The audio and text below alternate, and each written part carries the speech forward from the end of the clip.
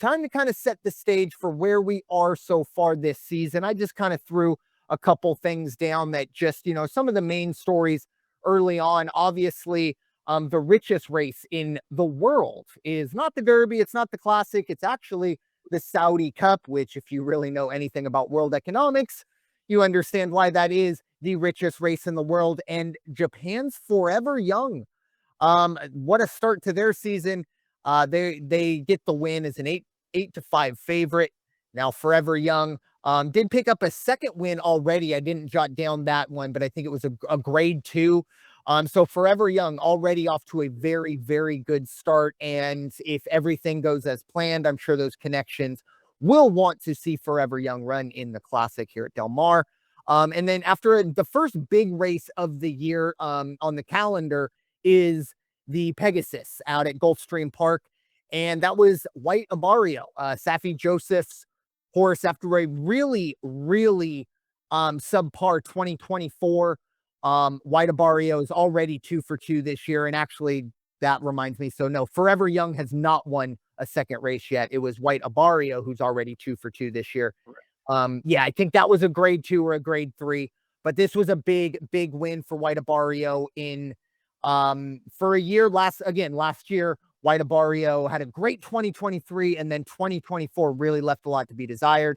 And then finally, Torpedo Anna's dominance continues. Not only is she on track to run in the Breeders' Cup overall, but it looks like possibly running in the Classic, not the Distaff, where she dominated last year. Of course, Torpedo Anna, a filly, but looks like she will be on track there.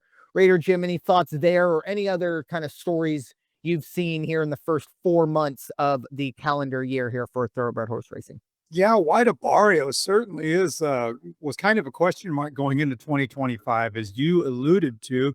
Back wrapping up 2023, won the Breeders' Cup Classic, and then early 24 ran in the Saudi Cup, finished way back. I think finished 10th. Then the second race out, it ran in the Grade 1 Hillendale Metro Handicap at Saratoga, came in 5th. So then they decided to take the foot off the gas a little bit, put them into an optional allowance, got into the winner's circle, then finished in that Grade 3 you made reference to, got a place in the, I think it's the Prospector Stakes. And then from there, seemed to get back into form. And now this year won the Pegasus, also won the Grade 3 Ghostzapper Stakes. And with that, gee, what a disappointment. That horse has only banked 1.7 million this year, and in its career has already checked in $6.9 million. So White Abarrio, I wish I had a horse that was a disappointment like that. Amen.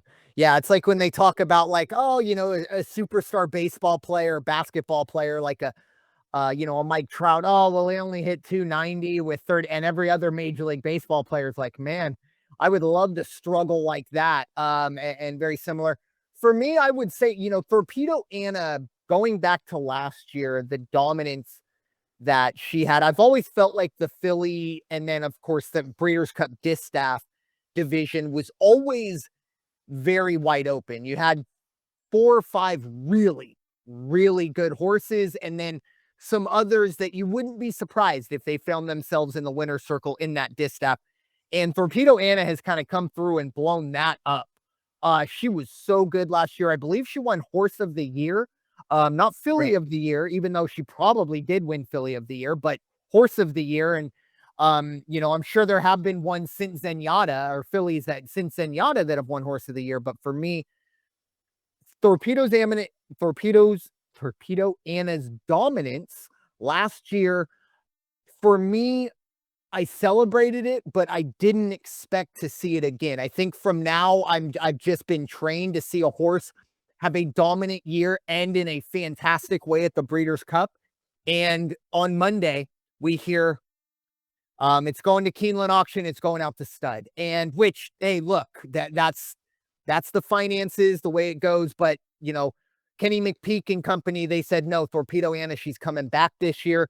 And everything that's kind of being talked about, if everything continues to go the way they expect it to, if she gets an invite to the classic, she's going to run in the classic. And I would be very, very not only impressed to see her run in that, because I don't really think that the classic is so, we just know who it's going to be, even with White Abarrio's start to the year.